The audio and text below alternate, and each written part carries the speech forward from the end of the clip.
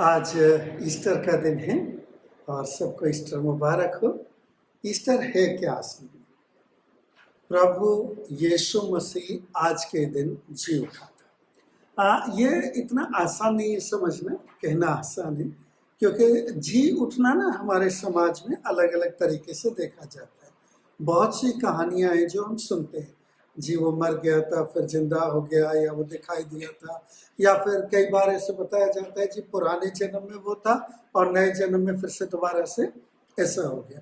इस तरह की बहुत बातें होती हैं, लेकिन ज़्यादातर जब ऐसी कहानी आती है हमारे सामने तो उन कहानियों को हम कहानी मान के आगे बढ़ जाते हैं। और खास रीति से अगर उस कहानी को मेरे जिंदगी से कोई लेना देना है, अब या तो अगर मेरी जिंदगी से लेना देना है और वो सच में जानता हूं, तब तो मैं उसके लिए लड़ूंगा, तब तो मैं उसके लिए खड़ा होऊंगा, मजबूती से बोलूंगा हाँ भाई मैंने देखा है, ऐसा हुआ था, या मैं जानता हूँ। और या फिर मैं आगे बढ़ जाऊंगा ये कहते हुए हो सकता है ऐसा हुआ। यीशु मसीह आज से 2000 साल पहले जब इस दुनिया में रहा था, प्रभु मेरे और आपके पापों के लिए जब क्रूस के ऊपर चढ़ाया गया, और जो इतिहास है रोमी इतिहास और जो यहूदियों का इतिहास है वो इस बात को बताता है लिखित में कि वो मरा, क्रूस से उतारा गया, कब्र के अंदर गाड़ा गया और तीसरे दिन वो जी उठा। तो अब ये जो कहानी है जी उठा, ये उस समय भी और आज भी जहां कुछ लोग विश्वास करते थे वहीं कुछ लोग ऐसे थे जो इसको विश्वास करने में मुश्किल पाते थे। जो विश्वास करते थे उन्हें इसका असर दिखता था, और जो इस पर विश्वास नहीं करते थे वो इसके असर को देख नहीं पाते थे। और अब जब हम आज इस बात को देखते हैं 2000 साल, तो और ज्यादा ये इस तरह हो गया क्योंकि ज्यादातर लोग जो इस कहानी को जानते भी हैं, क्योंकि उनके जीवन में इसका अनुभव नहीं है और क्योंकि उन्होंने आमने सामने इसको नहीं देखा है। और कोई चीज को जब तक आमने सामने ना देख ले भरोसा नहीं होता ना, या तो जिंदगी में अनुभव हो और या आमने सामने देखा हो। उस कारण से आज का जो त्योहार है ये त्योहार बन के रह गया है, बजाय इसके कि मेरे आपके जीवन की सच्चाई बन के मुझे आपको खुशियां ना दे। एक पुरानी कहावत है कि कोई माँ थी जो अंधी थी, उसका बेटा बाहर गया हुआ था जैसे काम करने के लिए जाता है, और आमतौर पर लोग उसे चिढ़ाते रहते थे, तेरा बेटा आया है, तेरा बेटा आया है। अब माँ तो बेटे के लौटने का इंतजार तो करती रहेगी ना, और बाद में फिर उसका मजाक उड़ाते थे, क्योंकि अंधी थी देख तो नहीं सकती थी वो, बाद में उसका मजाक उड़ाते थे। तो क्या कहावत चल पड़ी, अंधी का बेटा आया है वो कैसे जानेगी, जब वो उसकी गोद में आ जाएगा, है ना। मैं देख तो सकती नहीं हूं, वो कैसे जानेगी, इस बात को कैसे कंफर्म करेगी, जब वो उसकी गोद में आ जाएगा। जब उसकी गोद में आ जाएगा तो वो पहचान लेगी, वो उसको स्पर्श कर पाएगी, उसको सुन पाएगी और उसको जांच पाएगी, हाँ मेरा बेटा आया है। और जब तक उसका बेटा उसकी गोद में नहीं आएगा, क्योंकि लोग उसको मजाक उड़ाते रहे और उसकी जिंदगी अच्छी नहीं रही है, लोग सवाल उठाते रहे, परेशानी में रही है, वो उसको भरोसा नहीं कर पाएगा। ये कहावत मेरी और आपकी जिंदगियों में हर समय पूर्ण होती है, और जो मसीह लोग हैं उनकी जिंदगी में भी ये कहावत बहुत बार उसी तरह संपूर्ण रही जैसे आज होती है। और इसलिए पौलुस प्रेरित जो एक चिट्ठी को लिख रहे थे कुरिन्थियों के नाम से, उन्होंने क्योंकि वहां ऐसी कुछ प्रॉब्लम हो रही थी, समस्याएं हो रही थी, इस बात को लिखा।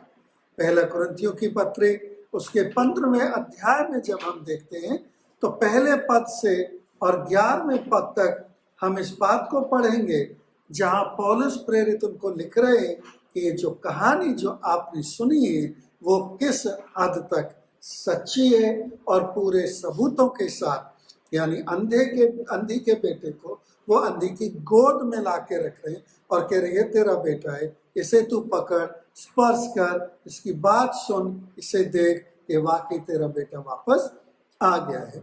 वाकई प्रभु यीशु मसीह जी उठा है। और यह इस प्रकार लिखा गया है, पहला कुरिन्थियों उसका 15वां अध्याय 1 से और 11 पद में, हे भाइयों और बहनों भी, मैं तुम्हें यही सुसमाचार सुनाता हूं जो पहले सुना चुका हूं। यानी ये बात जो पहले से बताई गई है, कोई नई बात नहीं बता रहे, वही बात बता रहा हूं, जिसे तुमने अंगीकार भी किया था और जिसमें तुम स्थिर भी हो। यानी इन्होंने जो सुना था उसमें विश्वास भी करा है और उसमें चल भी रहे हैं। उसी के द्वारा तुम्हारा उद्धार भी होता है। अब हमारा उद्धार कैसे होता है? जब हम प्रभु यीशु मसीह में विश्वास करते हैं कि वो मेरे आपके लिए क्रूस के ऊपर मारा गया और उसको विश्वास करने से मेरे पाप क्षमा होते और वो जी उठा। तो ये उद्धार जो है हमारा उस विश्वास से मिलता है। यदि उस सुसमाचार को जो मैंने तुम्हें सुनाया था स्मरण रखते हो, नहीं तो तुम्हारा विश्वास करना व्यर्थ हुआ। अब प्रॉब्लम क्या हो रही थी वहां कि उनमें से कुछ लोग उस विश्वास को पूर्ण रीति से नहीं रख पा रहे थे। तो पौलुस क्या कह रहे, देखो ये कहानी तुमने सुनी, इसको तुमने माना, तुम स्थिर भी हो और तुम्हारा उद्धार इसी में हुआ है। लेकिन अगर ये विश्वास तुम्हें मजबूत ना रहे तो तुम्हारा ये सुनना भी और तुम्हारा विश्वास करना भी बेकार हो जाएगा। इसी कारण मैंने सबसे पहले तुम्हें वही बात पहुंचा दी जो मुझे पहुंची थी। यानी पौलुस प्रेरित कौन सी बात बता रहे, जो उसने खुद जानी है, खुद अनुभव करी है, जो उसके पास खुद पहुंची है, जो उसने खुद अनुभव करी, वही पहुंचा दी है कि पवित्र शास्त्र के वचन के अनुसार यीशु मसीह हमारे पापों के लिए मर गया। किसके वचन के अनुसार? जो कथाएं सदियों से लिखी जा रही थी, जिन्हें परमेश्वर का वचन कहते हैं, उसके अनुसार प्रभु यीशु मसीह मेरे आपके लिए मर गया और गाड़ा गया और पवित्र शास्त्र के अनुसार तीसरे दिन जी भी उठा। और जी किसके? उन्हीं कथाओं के अनुसार जो हमें सदियों से बताई जा रही थी, उनके अनुसार वो जी भी उठा। सबूत क्या है?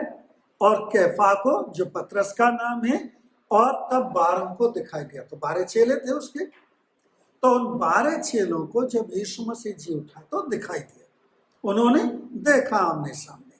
फिर 500 से अधिक भाइयों को एक साथ दिखाई दिया, सिर्फ 12 नहीं, फिर 500 लोगों को दिखाई दिया, जिनमें से बहुत तेरे अब तक वर्तमान है पर कितने सो गए। क्या सबूत है जी इस बात का? कुछ जगह था ये जो 500 लोगों को दिखाई दिया, जिस समय पौलुस लिख रहा था, क्या कह रहा, उनमें से कुछ तो मर गए, कुछ सो गए, लेकिन बहुत से अभी भी जिंदा है। यानी अगर आपको कोई शक है तो जाके उनको पूछ सकते हो, उनसे बात कर सकते हो, वो बता देंगे कि हाँ भाई हमने देखा था। फिर याकूब को दिखाई दिया, तब सब प्रेरितों को दिखाई दिया। तो जो प्रेरित हैं वो, और याकूब जो यीशु मसीह का छोटा भाई था, उनको भी दिखाई दिया। ठीक है जी, और सबूत हो गया। और फिर क्या कहते हैं 8वें पद में, और सबके बाद मुझको भी दिखाई दिया, मानो अधूरे दिनों का जन्मा हूं। तो अब जो पौलुस कह रहा है वो भी सुनी सुनाई बात नहीं कह रहा है, क्या इन लोगों को दिखाई दिया, उनके बाद मुझे भी दिखाई दिया, मैंने भी देखा है, क्योंकि प्रेरितों में मैं सबसे छोटा हूं, वरन प्रेरित कहलाने के योग्य भी नहीं, क्योंकि मैंने परमेश्वर की कलीसिया को सताया था। तो पहले बुरे बुरे काम करता था पौलुस, इसलिए वो कह रहा है मैं इस लायक तो नहीं हूं, लेकिन क्योंकि मैंने उसको देखा है इसलिए मैं उसकी गवाही देता हूं। परंतु जो कुछ भी हूं परमेश्वर के अनुग्रह से हूं, और उसका अनुग्रह जो मुझ पर हुआ वह व्यर्थ नहीं हुआ, परंतु मैंने उन सब से बढ़कर परिश्रम भी किया। तो अब यह मेरी ओर से नहीं हुआ, परंतु परमेश्वर के अनुग्रह से जो मुझ पर था। अब ये जिंदगी बदलने वाली बात है। इतने लोगों ने देखा, प्रभु यीशु जी उठा, विश्वास करा, पौलुस ने भी देखा। अब उसके जीवन में क्या हो रहा है?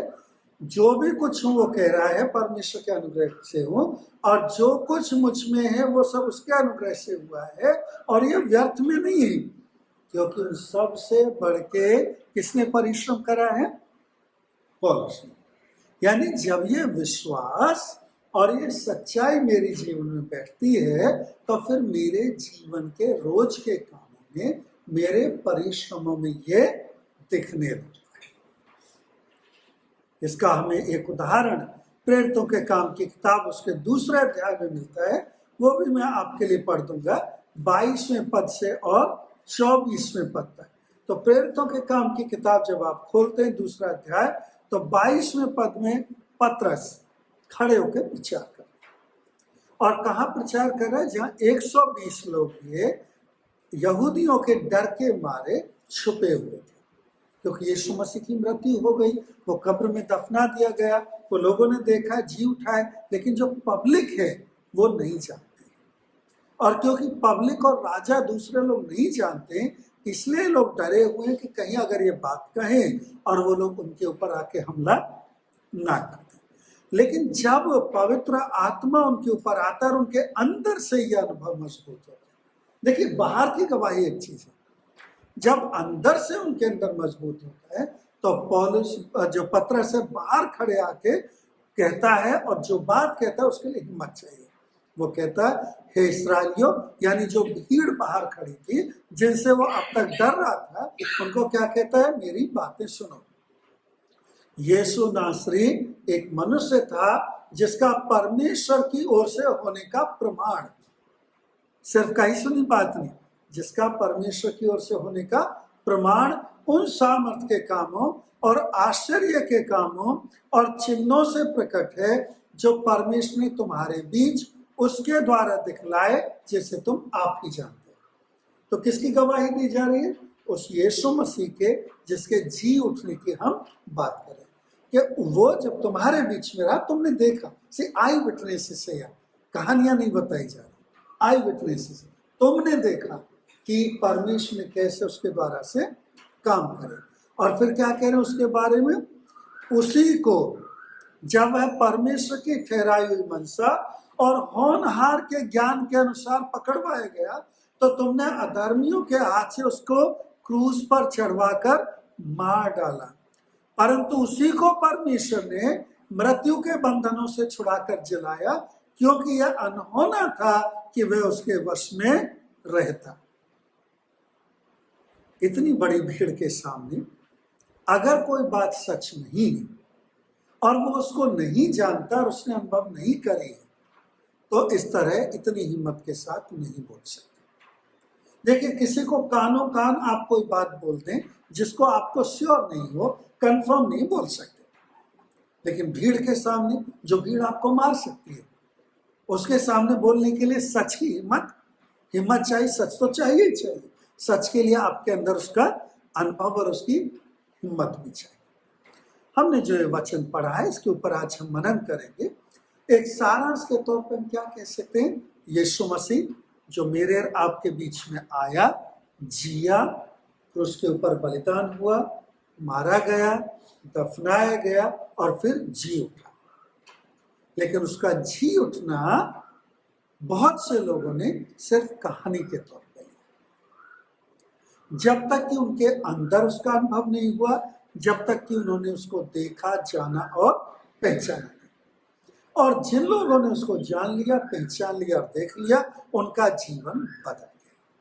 उनमें वो हिम्मत आई कि वो उसको समझ सके, उनमें वो हिम्मत आई कि अपने जीवन में उस सुसमाचार को, उस समाचार को जो उन्हें मिला था, जी सके।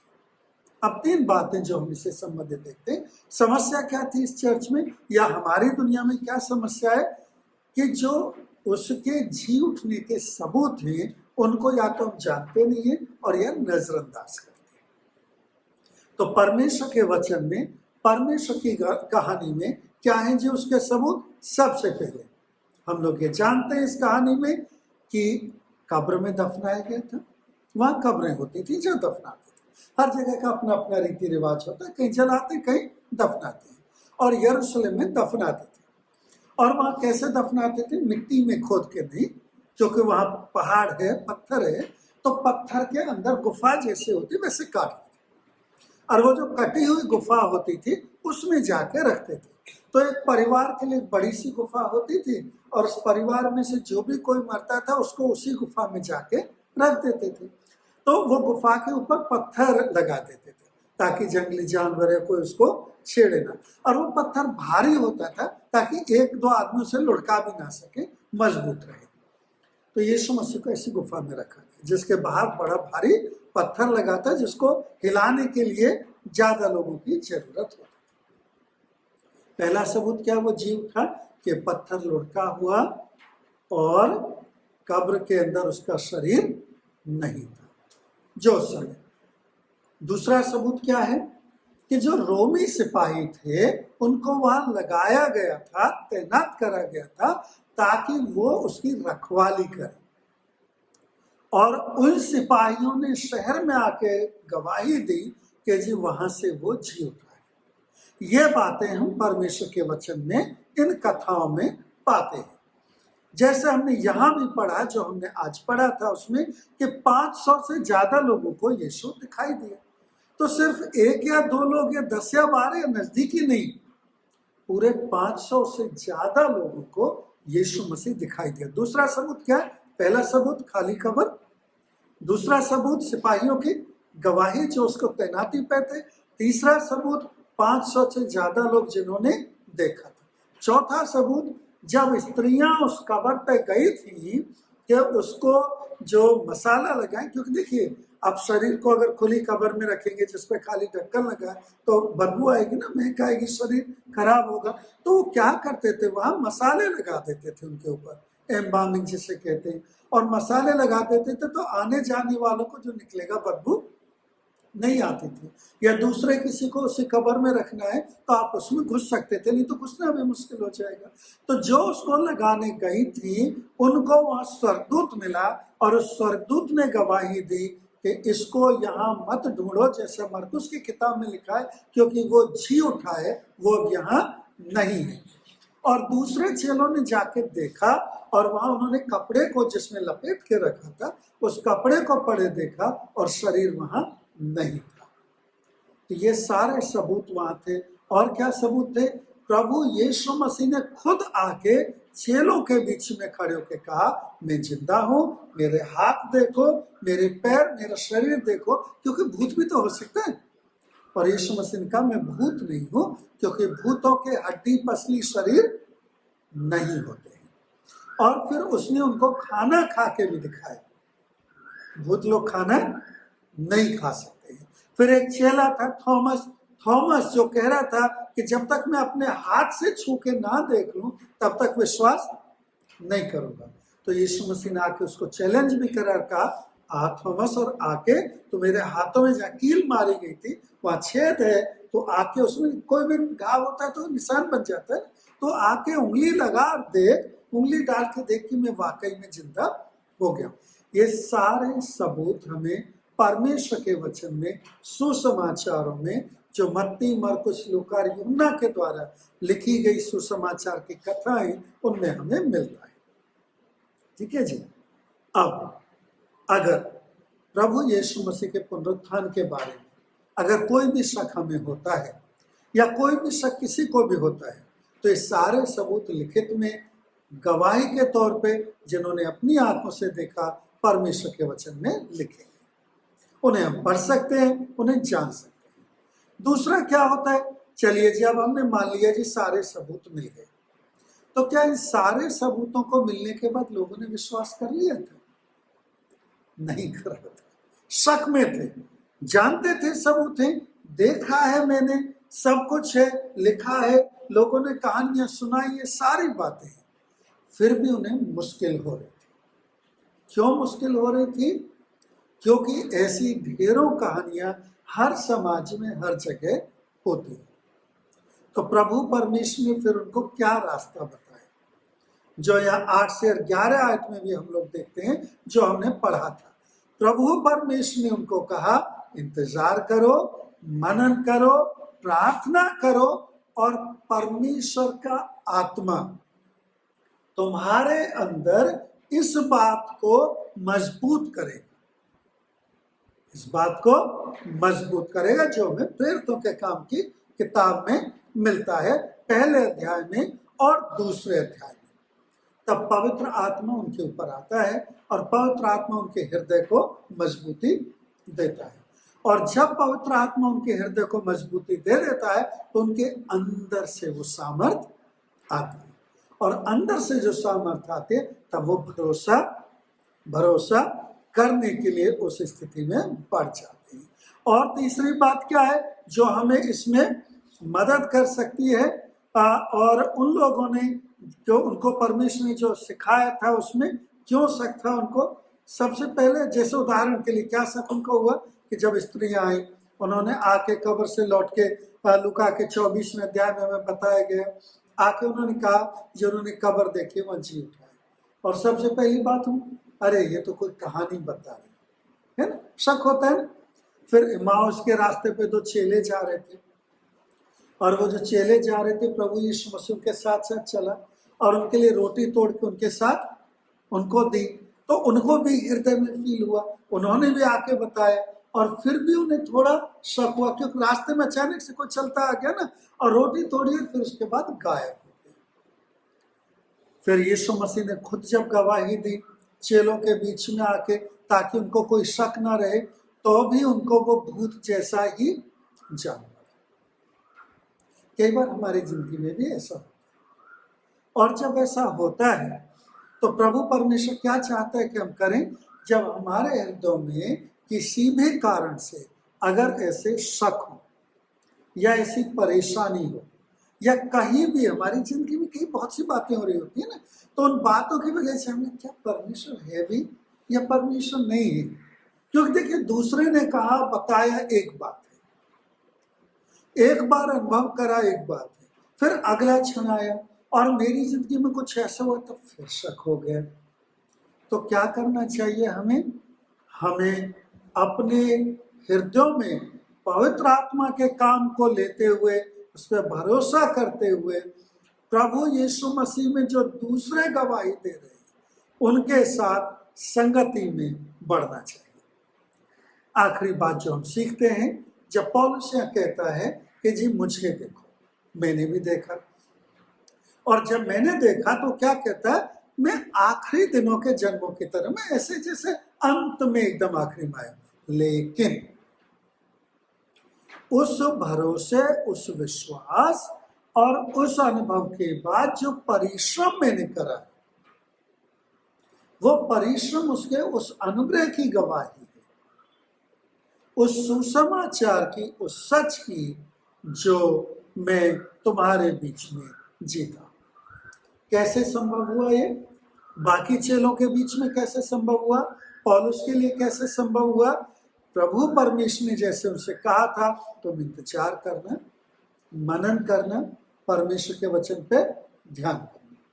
चेलों ने करीब करीब बैठे हुए 10 दिन तक इंतजार करा, एक ही कमरे में बैठे रहते।